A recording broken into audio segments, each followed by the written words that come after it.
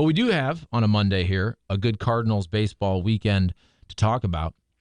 Now, we'll start on Friday. So Friday, I went to the game as a fan for the first time since, I guess, 2019. Obviously, no fans. Did you get the Garden Gnome? You know what? I got the Garden Gnome. It's funny you say that. Okay. And I didn't think of this until you just asked. Okay. I got the Garden Gnome. My wife got the Garden Gnome. We didn't leave with the Garden Gnome. Oh, no. And I didn't think of that until you just mentioned that. So if there's any Willie McGee Garden Gnomes left over there at Busch Stadium, please save me one or two. No, actually, so... You left it under the seat or something? So here's what happened Friday night. Long story short, my wife's family, their family friends with the woman who married Mike Yastrzemski. Okay, yeah. So once a year, they get a bunch of people to come out. And so that was Friday night. And there was probably 15 or 20 of his family members and friends there. So we were hanging out with them.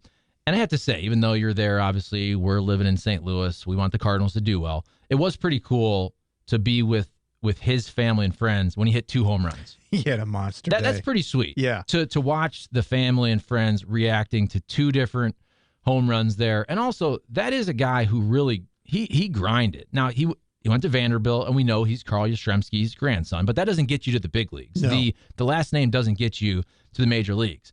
And he was with the Orioles for a long time. And he was basically a minor league guy who, I don't know if he was on the track to make it to the big leagues there at the end. And he was probably a year or 2 away from giving up baseball.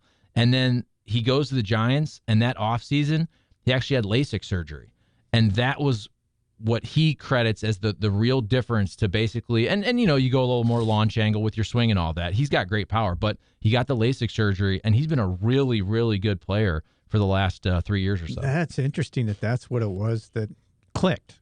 Because every once in a while, we'll hear about guys, I got my vision, fixed. Tommy Pham was that kind of guy. He had some problems, and once he got things adjusted, he was dialed in.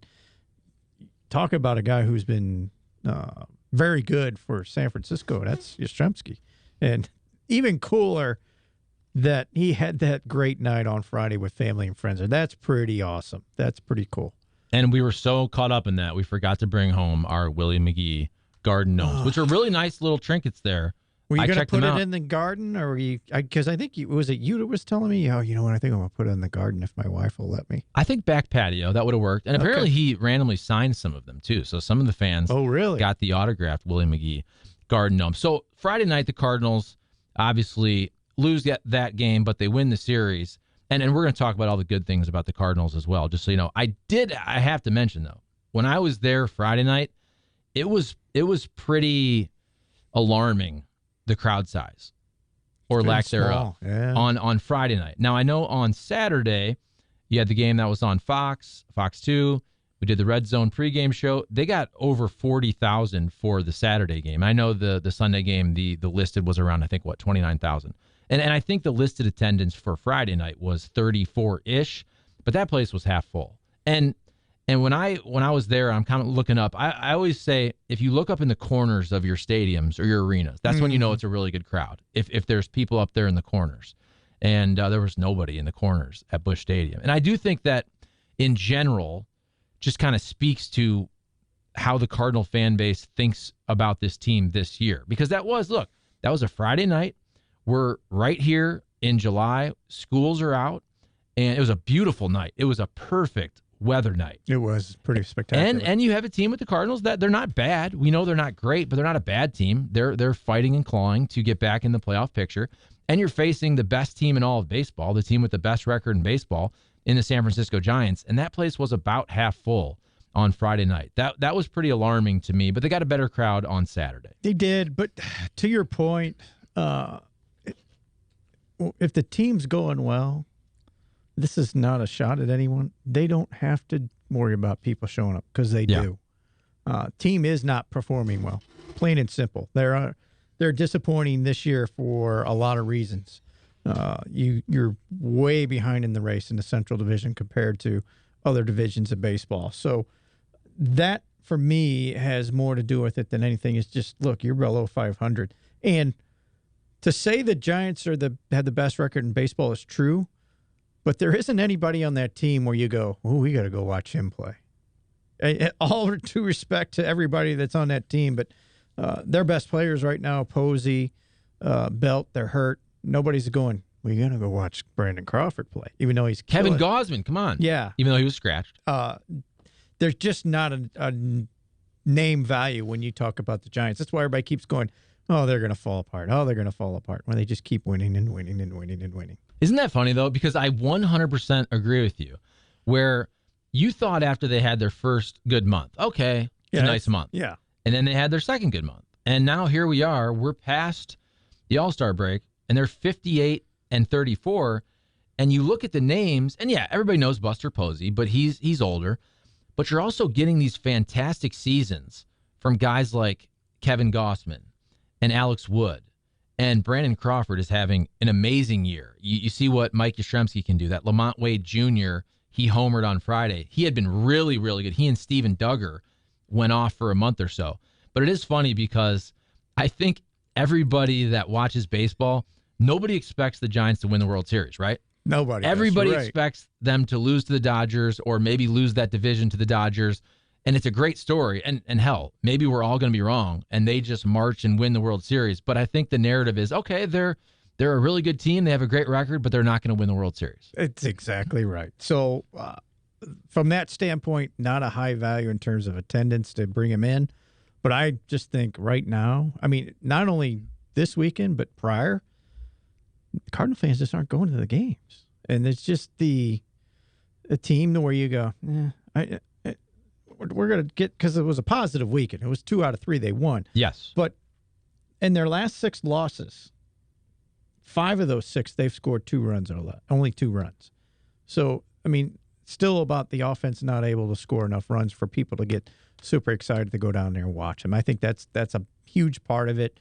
You can give away all the garden gnomes and cool things that you want, which brings people down from time to time. But until you start putting together series wins and stretches of winning 5 of 6 consistently, people are just going to, we're not going to catch the Brewers right now. So, and that's the thing. Overall, I just want everybody to know it was a very, very positive weekend on the field. And you can even go back. Look, they've now taken 2 series in a row, 2 of 3. Not in a row, because you played the Cubs in between that series that had 2 games. Mm-hmm. The finale was postponed due to rain. So you've won what? You've gone 5-3 in your last 8 games. You win 2 series, 1 on the road, 1 at home, versus the team with the best record in all of baseball. Even if we don't think, okay, they're as good on paper as the Dodgers. But then again, the Dodgers are a little bit different without Trevor Bauer. Will he pitch again this year? Mookie Betts is banged up. Betts is hurt. Kershaw's out. Exactly. They got their own issues. You're right. But the Cardinals, they are playing better. They're starting to beat good teams, which is what we asked them for a long, long time. We said, look, we want you to be good. Just prove it.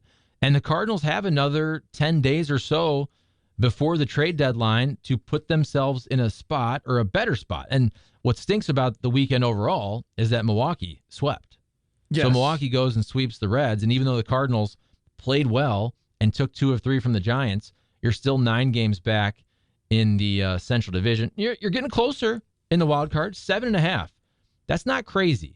And couldn't you also see a Padres team? I could see the Padres coming back a little bit, right? The Padres, they're really good. They're really talented. They're very, very fun. But you could see them coming back a little bit. And if they come back 2 to 3 games, if the Cardinals are able to surge 2 or 3 games, which is not crazy talk, you could see the Cardinals getting, okay, can they get to within 5? Can they get to within 4 games? And first things, you got to get over 500, right? They're still below 500. Yeah. You're not going to talk about a true, legit playoff contender until you get above 500. Give yourself some space so you can be 2, 3, 4 games over. Right now, the Cardinals are 46-47. You have a big series, though, versus the Cubs. And the Cubs are already selling off. They already traded Jock Peterson. It would not surprise me if somebody else has traded this series, right? I mean, they're going to lose a lot of guys over the next 10 days. And whether that's Bryant, Baez, I don't know if Anthony Rizzo will be traded, but Craig Kimbrell will almost certainly be traded.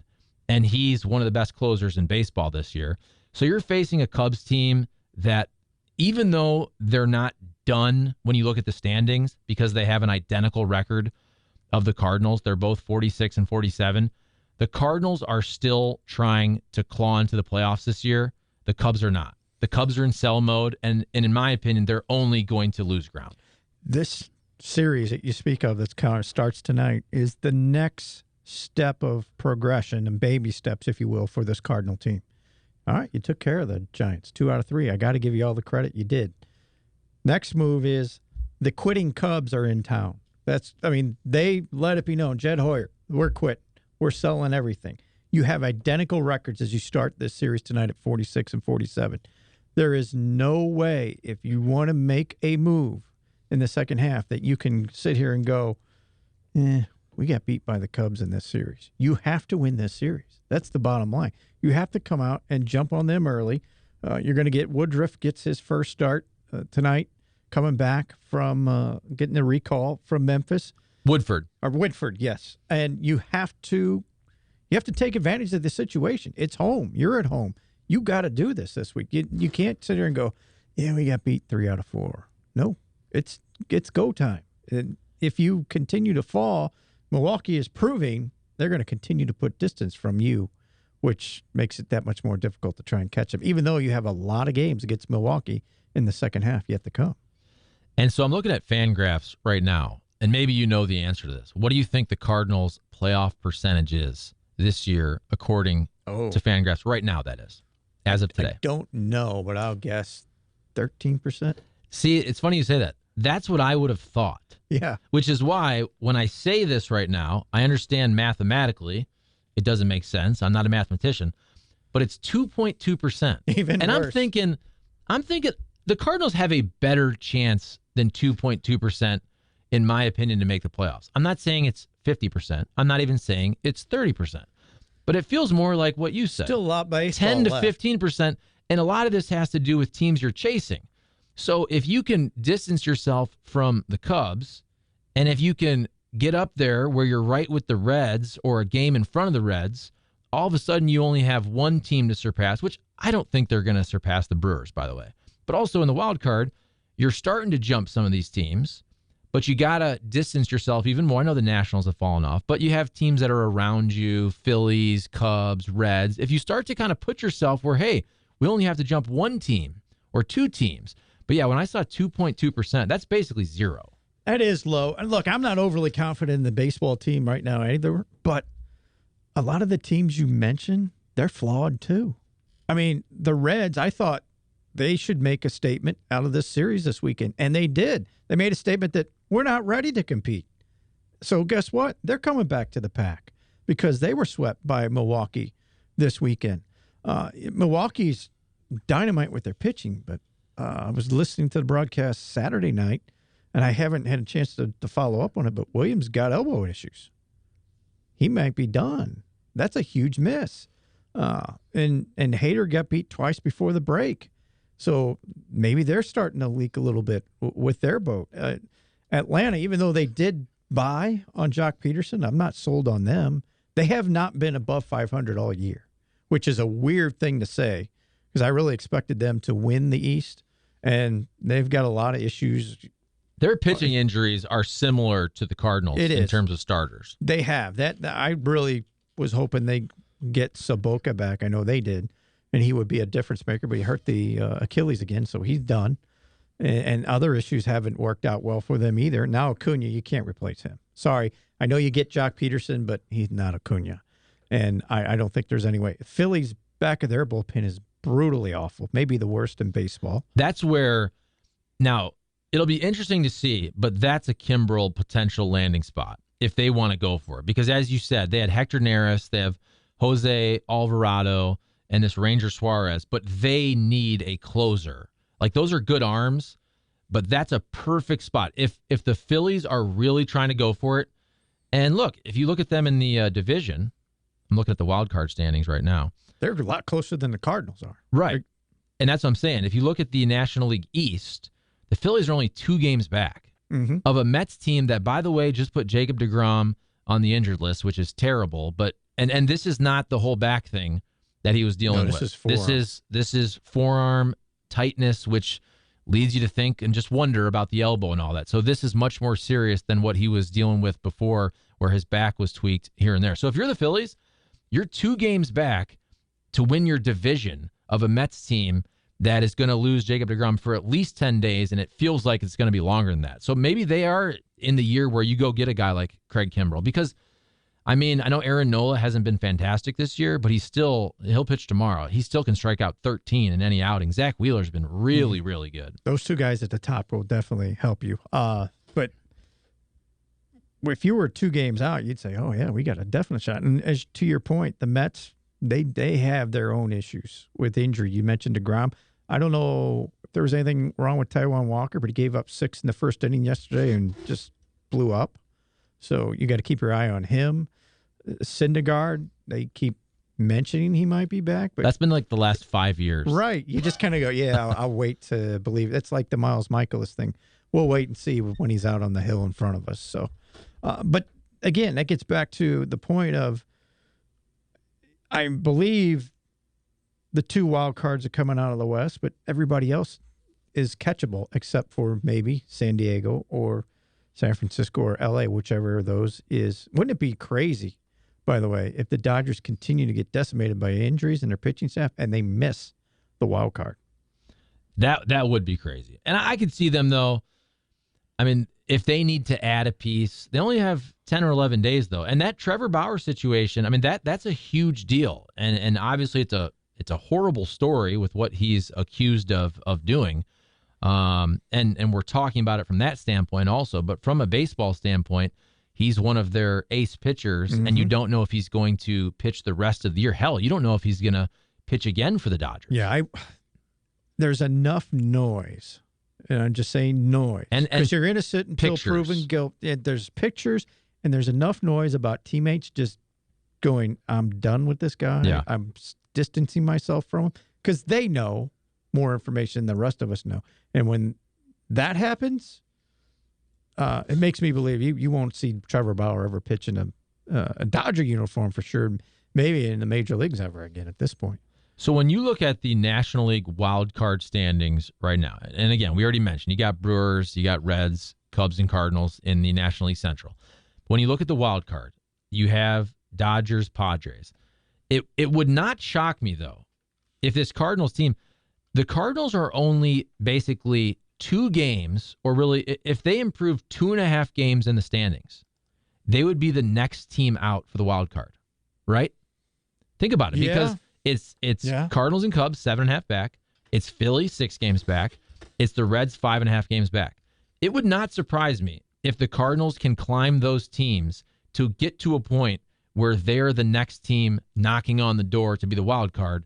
But that's a lot of games improvement. They need. First of all, you need to improve 2 or 2.5 games to get up to Cincinnati, and then you're still 5.5 games back of the Padres team. That's where I wonder, can this team surge? They've already started to beat some good teams with the Giants, right? You did have some positive news over the weekend. On Friday, Mike Schilt discussed the timelines, what he could, with Jack Flaherty and Miles Michaelis. I had originally thought that Jack Flaherty would probably be back first. And it sounds like if you look at the fact that Miles Michaelis is facing live hitters and Jack Flaherty through a bullpen session, that Michaelis is ahead. But still, you got to think that's at least, 3-ish weeks for Miles Michaelis? I would say yes. Yeah. 3 for him, 4 for Flaherty at best. That's a ways away. And you have to make a decision. Today's the 19th, right? You got to make a decision within, 10 days? 9? Yeah. No, less than 10 days now. It's the 28th, I think, is the deadline. 30th this year. Is it 30? Okay, 30th. Sorry. Okay, you're a little over that. So, but you have to make that decision fast. And all we keep hearing is, well, they want Nolan Gorman. Well, you have to start talking them down if you really want to make a run at this. Because they need some kind of starter. And I still believe if they got a bat, they'd be a lot better off. Because the number I just gave out earlier, five of the last 6 losses, they've scored only 2 runs. That's, for me, is almost their bigger problem, is they can't score more than 3 runs on most nights. And if you don't score more than 3 runs, you can't win games. You got to average close to 4 runs a night to be a good baseball team and win games. You can't expect your pitching to go, you got to hold them below 3 so we can get a win. That's just not realistic. And the guy that, or kind of the type of player, that Jock Peterson type, and we discussed this in the offseason, when you had guys like Jock Peterson available, a Kyle Schwarber type player available. I know he's banged up now, but he was really, really good. I mean, he was historically good hitting home runs for a month stretch there. Was. But that type of player, just a more veteran, proven bat, is kind of exactly what the Cardinals needed this year. And I know beforehand you could make the argument, okay, we want to see what happens with Dylan Carlson, with Tyler O'Neill, with Harrison Bader, even at the time, probably Lane Thomas, which Lane Thomas is now down at Memphis. But having a proven bat like that, I think really would have changed the dynamic, especially with the injuries to O'Neill and Harrison Bader. One thing we're not talking about, and again, we're going to mention, look, Paul Goldschmidt right now is on fire, and that's fantastic to see. The other Paul DeYoung is really starting to hit. A guy that has really struggled, though, is Dylan Carlson. And if you look at Dylan Carlson's splits, just go by month. So to start the season in March and April, 281 batting average, 363 on base, slugging 494. And then he goes to May, 258 average, 351 on base, 344 slug. His slug has really dropped off the last several months. And look, July, it's only half-ish the month in terms of games. He's played 12 games. But in July, Dylan Carlson's batting 160 with a 236 on base and a 220 slug. And remember, this is a guy where you had replaced your leadoff man at a time with him because you wanted more on-base percentage because Tommy Edman was not giving that to you. And again, early on, Dylan Carlson's first 3 months, he's 363 on base. He's 351 on base. He's 339 on base. So I understand it's a smaller sample size in July here. It's only 12 games. But his on-base percentage is 236, and it's hard to generate offense even if Goldie's going. And we hope that Goldie and Arenado are going to get going together, as Mike Schultz said, coming to a ballpark near you, hopefully today against the Cubs. But it would also help if you get a guy like Carlson setting the table. They are desperate for fixing the leadoff position. And to your point, Dylan Carlson is in a funk. I don't know if he's like hitting the rookie wall. He did have the All-Star break, but that hasn't been good enough. It was obvious over the weekend. Watching him, you go, well, he just doesn't have that same confidence. You can just see it in him. He's fighting it a little bit. He's not getting solid contact. I would almost say this, and the reason I say that is if it takes 3 days for him to sit, then sit. Quit throwing him out there. Give somebody else that opportunity. And I know there isn't a whole lot of great options there, but it's working with Paul DeYoung right now. That for whatever reason, he couldn't hit his way out of a paper bag. And all of a sudden he had his All-Star break and he came back. He's a different player. I'm still skeptical that he's a guy you count on for the entire year because he's never been able to do that recently in the last couple of years. But right now, he's as hot as it gets. Put him back in the middle of that lineup and help. And if it, like I said, the time off helped him. If it means giving Dylan Carlson 3 or 4 days off, just give him the days off and let him reset. I mean, he's a kid, and it really looks like to me, he's hit the wall. And just go, whoever's next, Rondon, whoever, you guys are going to play for the next 3 days. Kid, you're going to sit just because you need to sit. And that happens not just to rookies or, I know it's his second year. He played last year during the COVID season, but that happens to some of the best veterans in baseball where if for whatever reason, we know baseball is such a mental grind, and especially offensively, if you're in a rut and you're in your own head, doesn't matter if you're a rookie or a 15-year vet. We've seen some of the best players in baseball. They just give them a 2-day mental break. Yeah. It's like, we know you're trying. You're probably trying too hard. You're probably now watching too much video. It's not working. You're in your own dome. We're going to give you 2 days off where if you want to take a break, don't even put your spikes on.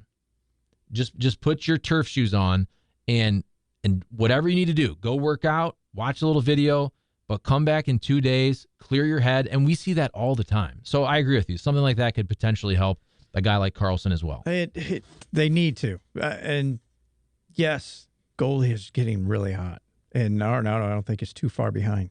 What do you got to do? You got to find somebody that will get on base out of those two guys.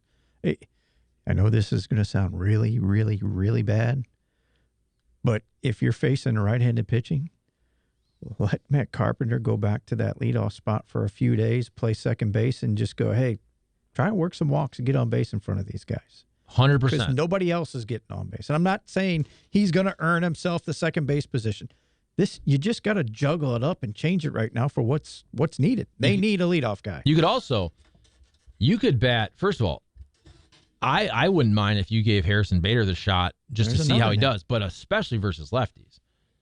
Against a left-handed pitcher, Harrison Bader batting leadoff, I'd be fine with that. Look at Harrison Bader's splits in his career versus lefties. He crushes lefties.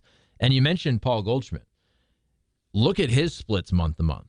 Okay, so he starts out slow. His OPS through April is 597.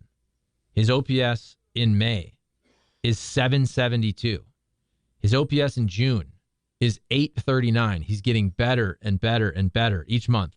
His OPS through 12 games in July is 1155. He's batting 391 with a 481 on base and a 674 slug here in July for an OPS that's close to 1,200, which means, Jim, if he continues to improve, by September, he will be batting 700 with a 900 on base and a 2,500 OPS, I'm predicting. He's dialed in, and let that guy go, man. He can carry you through this stretch for 2 weeks now to get you to the deadline. And you said you can maybe make up 3-4 games here. Get yourself closer to where you need to be in order to realistically think, hey, we might have a shot.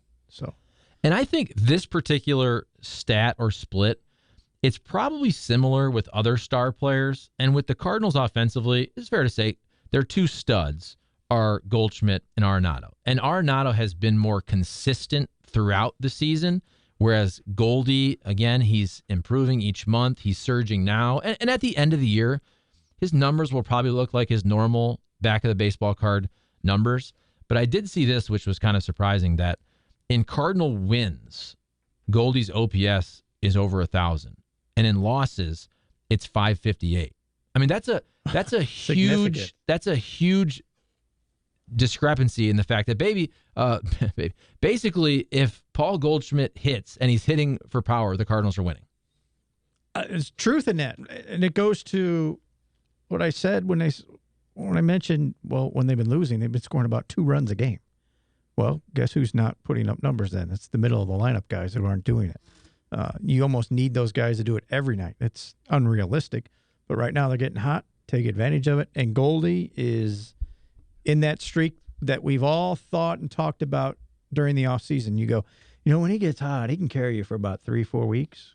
It's about that time right now. And they need to jump on this and take advantage of it. That's why, even though I'm a skeptic, you just think here, the weather is warming up, right? Yes, Busch Stadium, it's not the greatest place to hit, but it's going to be real hot. And you start to see some of the numbers increasing in terms of power. And you have July and August. And if you did have that 3 or 4 week stretch, if Arenado and Goldie could get hot together in the middle of that lineup, you could see this team go on a nice run. All of a sudden, they've won 10 of 13, and you're looking at the standings, and that 2.2% playoff odds maybe then goes up to 24%, and you start to legitimately have a chance. And one of the things that's been good, at least except for Friday, got out of control, but then the starting pitching was good over the weekend for Saturday and Sunday. I mean, you could not have asked for anything more than what you got from KK. And LeBlanc, he got in and out of trouble, but he kept the game right where you needed it and gave his team a chance. I mean, those guys have been I don't know how many more times it happens for LeBlanc. You're just waiting for the shoe to fall off. But, I mean, he's been very good, and KK slowly starting to look like the guy we thought we saw last year. And it might be just pure health. And KK really all year, I know he's had some starts where he doesn't go deep into the game, but also, I mean, what's his ERA on the season? It's got to be below 3 now. I think what is it, so. 2.87? Okay. I mean, and look at last year. Last year, it was 1.62. So, again, I know he's not going deep, but in his major league career, his ERA is 2.45. I mean, he's been really, really good, and especially the last 3 outings where he's just throwing out scoreless outings each time. Very cool to see his family in attendance. That's another thing we don't think about is with COVID last year, him coming to a new country. Remember, he was basically had to come up here to St. Louis. He's playing catch in the backyard with Adam Wainwright.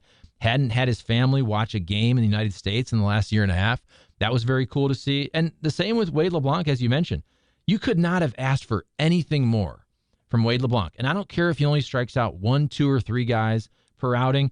And if he gives you 5 is fine from Wade LeBlanc. From what you thought. He was a guy who was basically coming off the scrap heap this year. I know he's been a solid pitcher in the last decade or so, but you thought he might be a bullpen piece, give you some length, some bulk out of the bullpen, and he's now giving you 5-inning, very winnable starts every time out.